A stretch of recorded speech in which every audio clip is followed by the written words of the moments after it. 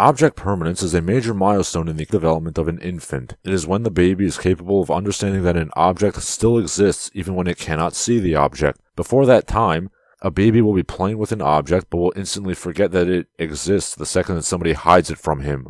You're probably asking yourself, why the fuck is Larson talking about early mental development? It's not specifically about infancy, this video, far from it. It's actually about the dismal state of pop culture. But I want you to keep the idea of object permanence in your mind because I think that a form of it, or rather the lack of it, explains a certain phenomenon we see embodied with woke Hollywood writers and other purveyors of mass media. What phenomenon am I referring to? The phenomenon that, I will admit, several other people have talked about. The phenomenon that any work of fiction starring a woman has to have the woman as an unbeatable Uberfrau from the very start of the story, whose victory by the end will never be in the slightest doubt. And correspondingly, a male villain would have to be, by definition, a pathetic, incompetent putz.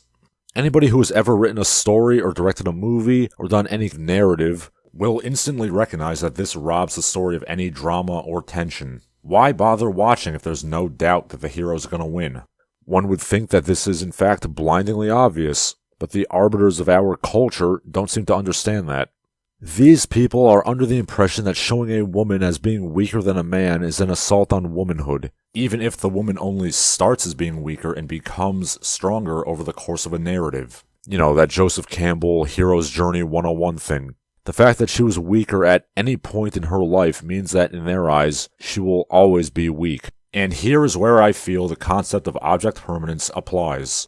Call it female strength permanence. Just as a baby cannot conceive of an object existing if he doesn't see the object, so too can the rainbow-haired feminist forming the angry mob not conceive of a female character being strong and aspirational if she is ever shown in a position of weakness, or even being not quite as strong as a male antagonist. No matter how strong and brave and competent the female character will become by the end, if she was ever shown to not be perfect at any point in the narrative, then that is a personal assault on womanhood, forcing all women to go back to the metaphorical kitchen and be barefoot and pregnant.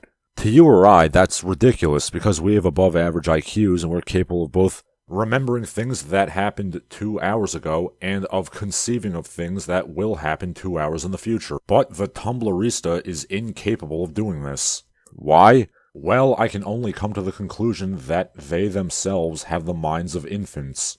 I mean, just go down the list of recent blockbusters starring women. I mean, this is why Captain Marvel spends the whole movie being a nut-cutting, snarky bitch who effortlessly zaps the villain at the end of the movie.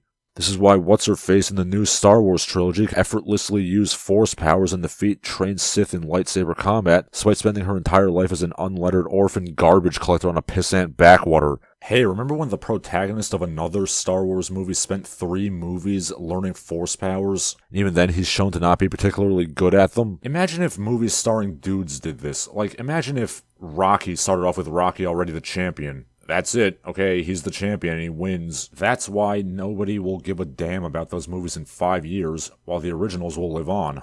For that matter, that's why actual good movies starring women will also live on for years to come. Movies such as these understand that a hero needs to A, develop, and B, have a competent and threatening villain. I am far from the first person to say this, but it turns out that men have always been amenable to watching movies that star women, and for that matter, movies that star minorities, and are from those perspectives. They just have to, not suck. I'm Larson Halleck, and that's my opinion. And now, a word from our sponsors. Hello, are you a fan of Larson Halleck and the Barbaric Gentleman? Of course you are, otherwise you wouldn't be watching. Would you like to help the channel grow? Here's how you can. You can go to patreon.com and pledge some money, joining the ranks of the illustrious heroes you'll find at the end of the video. You can also go to paypal.me/LarsonHalleck to give me some money, or you can follow me on social media, at Larson Halleck on Twitter and Instagram. I don't use right-wing grifter sites like Gab and Parler because they suck. You can also buy my books. The links to do so are in the video description. And of course, please subscribe and spread the word. That name again is Larson Halleck, and I hope you enjoyed the video.